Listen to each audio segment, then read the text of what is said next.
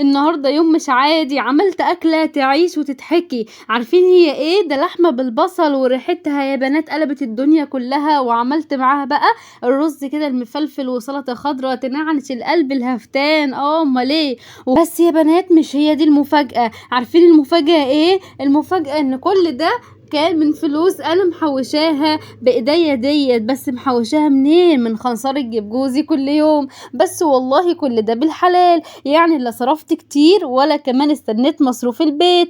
كل ده بقى ايه يعني كده من تدبيري ومن ذكائي الخاص. الست الشاطرة امال ايه هي اللي تدبر وتفرح كل اللي حواليها. تابع انت وهي بقى الفيديو للاخر علشان تشوفي ازاي ممكن تعملي اكلة زي دي محترمة من غير كده ما تحسي وتستني كمان المصروف. وما تنسيش انت وهي تعملي اللايك الحلو اللي زيك وتشتركي كمان في القناة وتفعلي الجرس علشان يوصل كل جديد. والله زي ما بقول لكم كده حوشت ده كله من مصروف البيت. ادهشكم كمان اكتر واكتر واصدمكم. عارفين انا اصلا ماليش مصروف محدد وثابت، يعني مرة اخد وعشرة لأ. بس بقى شغلت دماغي قلت بقى انا لسه هستنى بقى ايه اما اخد مصروف ويديني مصروف ويفضالي ويبقى يفتكر كده. لا انا مش هستنى، انا واحدة ورايا مشاغل ومسؤوليات كتير. قلت اتصرف واشغل الجمجمة. فلقيت الحل السحري ده يا بنات، لقيت الحل السحري ده يا ستات. عارفين ايه هو؟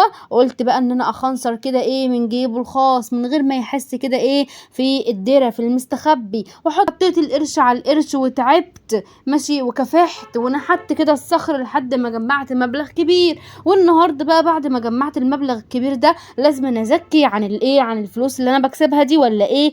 فقلت يلا بقى ما بدهاش عن ما حد حوش. قررت افرحهم وافرح نفسي وافرح جوزي برضو، ما هو شقيان في الفلوس اللي انا محوشاها دي، لازم ان يتبسط معايا وايه ويدوق من الحب جانب. وقلت اصرفهم على اكله تفتح النفس ومفيش غيرها اللي قدامي دي وما يختلفش عليها اتنين.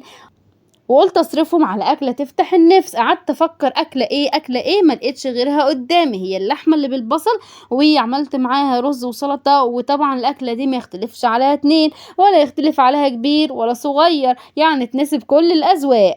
بس دي مش اكله يا بنات، ده فرحه ست لما تحس بقى انها ايه انها عملت كده انجاز وقدرت تعمل حاجه بنفسها. ومش بس كده، ده من مالها الخاص. واخدين بالكم انتوا من مالها الخاص ها اللي انا خنصرته واحده واحده وتعبت فيه وقعدت احط 10 على 10 وال50 على 50 وال100 على 100 وال200 حتى على 200 وال300 على 300 لحد ما جمعت مبلغ كبير، وكله والله بعرق قلبي وجبيني. وما تنسوش شعارنا يا حلوين، واعملي حاجتك بايدك ولا الحاجه لغيرك. وقولوا لي لو عجبكم الفيديو ما تنسوش كده تعملوا متابعه على الفيسبوك وتعملوا كمان اشتراك في قناتي على اليوتيوب.